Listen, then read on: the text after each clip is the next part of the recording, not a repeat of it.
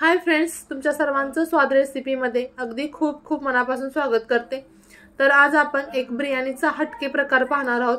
तर मी लहान असताना मला पावटा भात करून द्यायची आणि त्याचंच व्हेरिएशन मी केलेलं आहे आणि मी आज पावटा बिर्याणी करणार आहे। तर त्यासाठी मी अर्धा किलो बिर्याणीचे तांदूळ घेतलेले आहेत। तर हा माझा प्रथमच प्रयोग आहे आणि तो खूप सक्सेस झाला। सो म्हटलं चला तुमच्यासोबत ही रेसिपी सुद्धा शेअर करूया।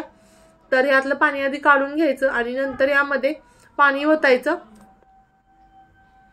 त्यानंतर एक पातेलं घेतलंय, त्या पातेल्यामध्ये तमालपत्र, मोठी वेलची, बदाम फूल, शहाजिरे, मिरे 5 ते 6 घालायचे आणि छान अशी याला उकळी काढून घ्यायची।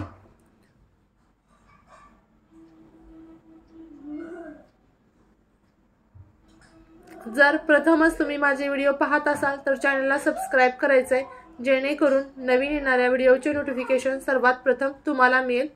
आता आपण यामध्ये मीठ घालायचं आहे। जर आपल्या अर्धा किलो भाताला जे मीठ लागतं त्यापेक्षा थोडंसं जास्त घालायचं आहे, कारण आपण पाण्याचं प्रमाणही जास्त ठेवलेलं आहे आणि आपल्याला यामध्ये 90% भात शिजवून घ्यायचा आहे आणि बाकीचा 10% जो आहे त्यावेळेला आपण दम देणार आहोत बिर्याणीला, त्यावेळेला आपला भात हा शिजला जातो, त्यामुळे आपल्याला 90% भात शिजवून घ्यायचा आहे।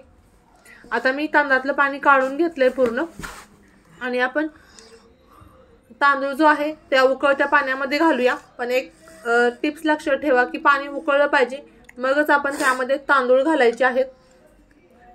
आणि आपण तांदूळ एक 10 मिनिटं भिजत घातल्यामुळे आपला जो तांदूळ आहे तो मोकळा शिजतो आणि खूप छान असा दिसतो। आता आपला भात शिजलेला आहे, तुम्हाला मी दाखवते। 90% हा भात शिजलेला आहे। आता ह्यातलं जे पाणी आहे ते काढून घेऊयात। सोबतच त्यामध्ये जे मी गरम मसाले टाकलेत, तुम्हाला आवडत असतील तर तुम्ही ठेवू शकता, पण जर लहान मुलं खाणार असतील तर त्यांच्या दातामध्ये जर आलं मिरं आणि लवंग तर ती खूप तिखट लागते, त्यामुळे मी ती काढून घेते। ठेवलं तरी काहीच हरकत नाही, मोठी माणसं खाणार असतील तर।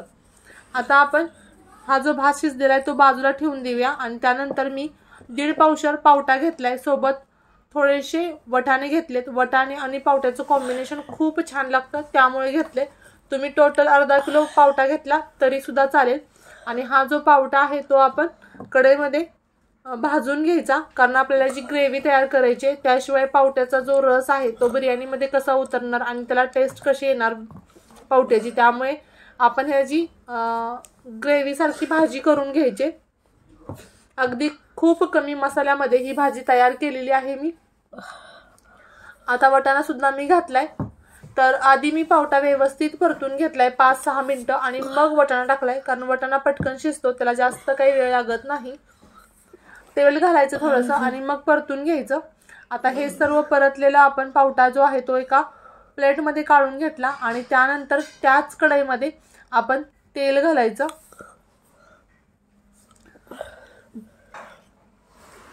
एक 3 चमचे मी तेल इथं अंदाजे घातलेला आहे।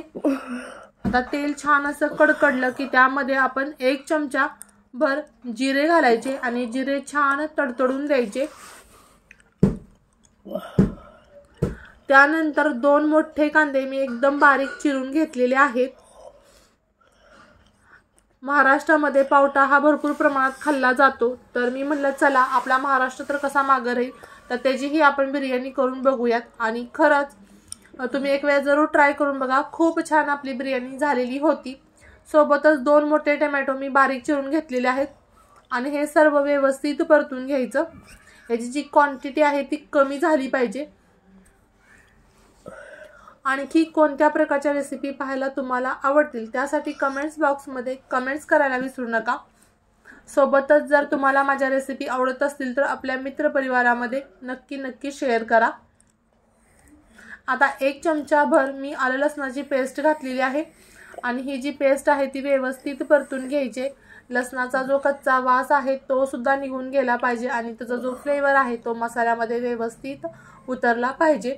आता तुम्ही बघू शकता आपला जो कांदा आहे व्यवस्थित परतला गेलेला आहे, त्याला तेल सुटलेलं आहे। तर आता आपण यामध्ये लाल तिखट घातलेला आहे, हळद घालायची। लाल तिखट म्हणजे कांदा लसूण मसाला मी घातलेला आहे।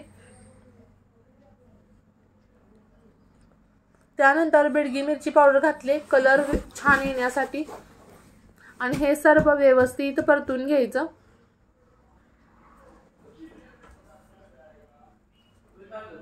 त्यानंतर गरम मसाला, धनेपूड 1 चमचा मी घातलेला आहे, कारण अर्धा किलो तांदूळ आहेत.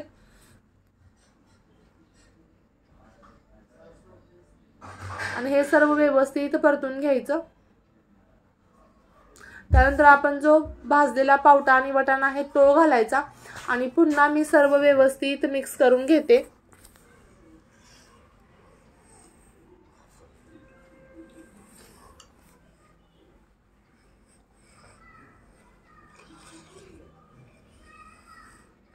आता छान आपला पावटा आणि मसाले परतले गेलेले आहेत.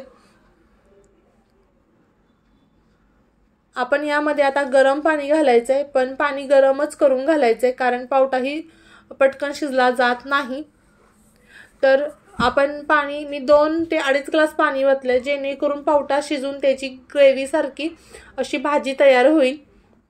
नंतर त्यानंतर कोथिंबीर घालायची आणि 5-1 मिनिटं आपण झाकण ठेवून ही शिजवून द्यायचं. तर मी याच्यावरतीच कसुरी मेथी ठेवले, जेणेकरून ती चांगली अशी कडक होईल आणि मी ज्यावेळेला हातामध्ये आपण क्रश करू त्यावेळेला बारीक बारीक त्याचा भुगा होईल. आता मी इथं 2 चमचे बिर्याणी मसाला घातलाय. मी वरून बिर्याणी मसाला घातलाय, जेणेकरून त्याचा फ्लेवर व्यवस्थित आपल्या भातामध्ये उतरेल. तुम्हाला आवडत नसेल तर तुम्ही तेलामध्ये घातला तरी सुद्धा चालेल, काहीच हरकत नाही. आता 5-1 मिनिटं झाल्यानंतर आपला पावटा व्यवस्थित शिजलेला आहे. आता आपण यामध्ये कसुरी मेथी घालणार आहोत. तुम्ही बघू शकता. आता हातावरती क्रश करून आपण कसुरी मेथी घालायची आणि 2-1 मिनिटं शिजवायचं आणि आपली ही जी ग्रेव्ही आहे ती बिर्याणीसाठी परफेक्ट अशी तयार झालेली आहे. आता आपण कढई मी खाली घेतली, जो शिजवलेला भात आहे तो त्या ग्रेव्हीवरती पसरवायचा. आता मी मुद्दामच कढई मोठी घेतलेली, जेणेकरून मला भांड्याचं जास्त झंझट होऊ नये. मी 1-2 ह्याच्यामध्येच माझी बिर्याणी तयार होईल, त्यासाठी मी मोठी कढई घेतले. तुमच्याकडे छोटी भांडी असतील तर मग लेयर्स द्यायचे आहेत. आता थोडासा मी कलर भुरभुरला आहे, मला अगदी सॉफ्ट असा कलर हवा होता. त्यानंतर जो राहिलेला भात आहे तो सुद्धा घालते आणि सर्व व्यवस्थित पसरवून घेते. काहीतरी नवीन एक्सपेरिमेंट आपण जेव्हा करतो आणि ते सक्सेस होतं त्यावेळेला आपल्याला खूप सारा आनंद होतो. तसंच झालं होतं माझं या रेसिपी सोबत. आता तूप मी थोडंसं घातलं 1 चमचाभर, त्यामुळे आपल्या भाताला एक ग्लेझिंग येतं, चकाकी येते आणि भात असा नरम राहतो, कडक होत नाही. आणखी थोडासा मी ऑरेंज कलरचा कलर भुरभुरलेला आहे. कलर भुरभुरणं हे अगदी ऑप्शनल आहे, फक्त छान दिसण्यासाठी मी केलेलं आहे. त्यानंतर खूप सारी कोथिंबीर आणि काजू फ्राय केलेले. काजू सुद्धा अगदी ऑप्शनल आहेत. तुम्हाला आवडत असेल तर यामध्ये तळलेला कांदा सुद्धा आपण घालू शकतो, पण माझा छोटा मुलगा जास्त कांदा खात नाही, त्यामुळे मी यामध्ये कांदा नाही घातला. आता जे आपण भाताचं पाणी काढलं होतं त्याचे 2-1 चमचे आपण वरून घालायचे, म्हणजे जेणेकरून आपला भात व्यवस्थित जो 10% शिजायचा राहिलेला आहे तो शिजेल. आता आपण गॅस सुरू करूयात आणि 5 ते 6 मिनिटं याला मंद गॅसवरती मी दम दिल्यानंतर पुन्हा मी तवा ठेवलेला आहे आणि पुन्हा 5 ते 6 मिनिटं मी दम दिल्यानंतर तुम्ही बघू शकता टोटल मी 15 मिनिटं याला दम देऊन घेतलेला आहे. आणि त्यानंतर जी आपली अमेझिंग अशी बिर्याणी तयार झालेली आहे.